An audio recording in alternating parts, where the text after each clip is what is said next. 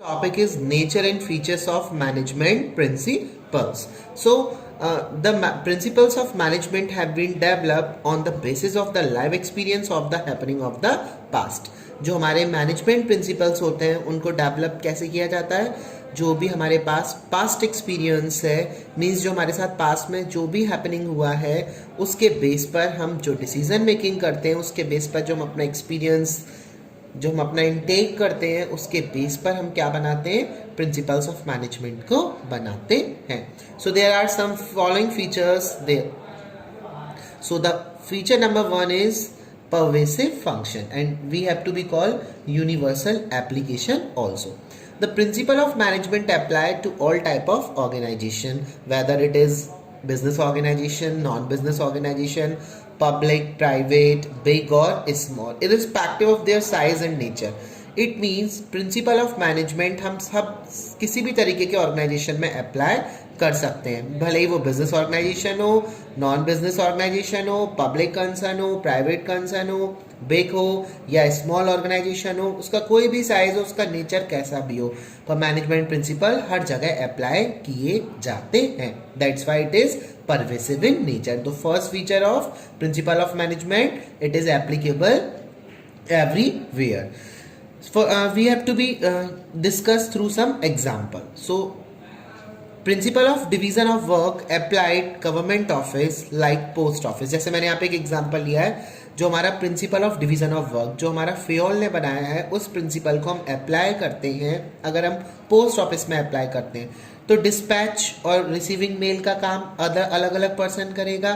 कोई उसको डिस्पैच करने जा रहा है, कोई दूसरा पर्सन उन मेल को रिसीव कर रहा है, जो दूसरा पर्सन है वो कंप्यूटर में डेटा एंट्री कर रहा है. तो ये डिवीजन ऑफ प्रिंसिपल वर्क क्या अप्लाई कर रहा है कि हम काम को बांटकर कर रहे हैं. इससे हमारे अंदर स्पेशलाइजेशन क्रिएट होती है. इस प्रिंसिपल को हम बाद में डिस्कस करेंगे चैप्टर्स के अंदर, बट ये परवेसिव है, हर जगह अप्लाई किया जा रहा है, डिवीजन ऑफ वर्क.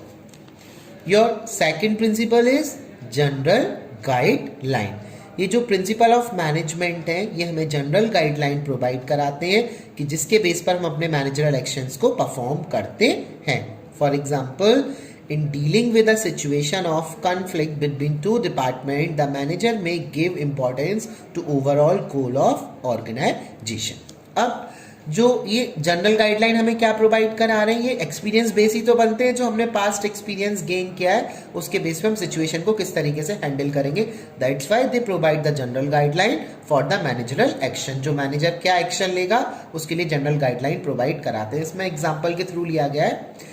एक ऐसी सिचुएशन आई कि एक ही ऑर्गेनाइजेशन के दो डिपार्टमेंट में कुछ कन्फ्लिक्ट्स हुए.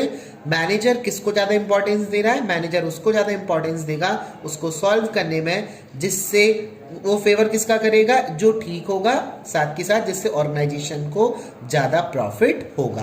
तो हमें जनरल गाइडलाइन क्या प्रोवाइड की जा रही है कि कोई भी ऐसा कन्फ्लिक्ट, कोई भी ऐसी सिचुएशन अराइज हो रही है, उसको हम अपने पास्ट एक्सपीरियंस के बेस पर या फिर जो हमें प्रेजेंट में सिचुएशन हैंडल करनी पड़ रही है, जो ज़्यादा फेवरेबल होगा, जो ऑर्गेनाइजेशन को ज़्यादा बेनिफिट प्रोवाइड कराएगा, उसी को हम वहाँ पर अप्लाई करेंगे. उसी बेस पर हम इनको प्रिंसिपल्स को अप्लाई करेंगे. तो that the general guideline. Your third principal is found by practice and experiment. ये हमारे किसके ऊपर बेस्ड होते हैं, प्रैक्टिस के ऊपर बेस्ड होते हैं और एक्सपेरिमेंट के ऊपर बेस्ड होते हैं. Experiment means experience. वो हमारा management principle are not develop overnight. Management principle एक रात में नहीं बनाए जाते हैं.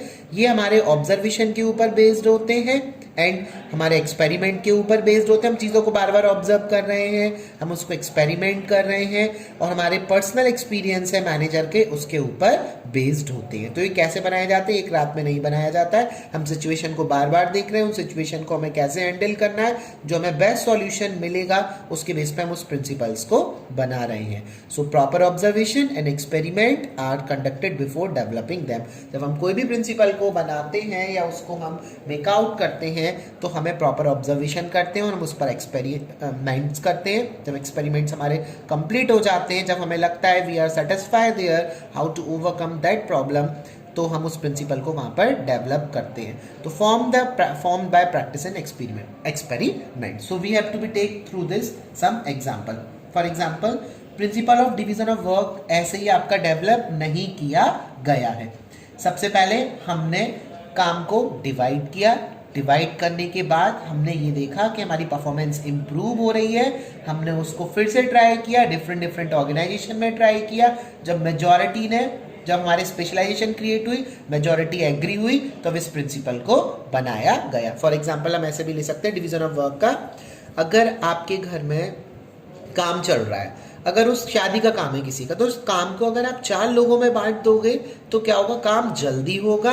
और यही आप काम, अगर यही चीज़ आप जगह बहुत बड़ी बड़ी ऑर्गेनाइजेशन में, अब जैसे कोई वहाँ पे काम कराया जा रहा है, फॉर एग्जांपल वहाँ पे एचआर का वर्क है और प्रोडक्शन का वर्क है, मार्केटिंग का वर्क है, तो वहाँ डिफरेंट डिफरेंट 4 डिपार्टमेंट के 4 हेड को काम दिया जाए, वो हेड अपने अपने बेस के अकॉर्डिंग उस काम को कंप्लीट कराएंगे। तो यहाँ पे डिवीजन ऑफ वर्क है। जैसे आप बैंक का एग्जाम्पल ले लीजिए, बैंक में आप देखते हैं विड्रॉन, कैश विड्रॉन करने के लिए पीपल अलग है, कैश डिपॉजिट करने के लिए अलग है, मे आई हेल्प यू काउंटर अलग है, फील्ड ऑफिसर अलग है।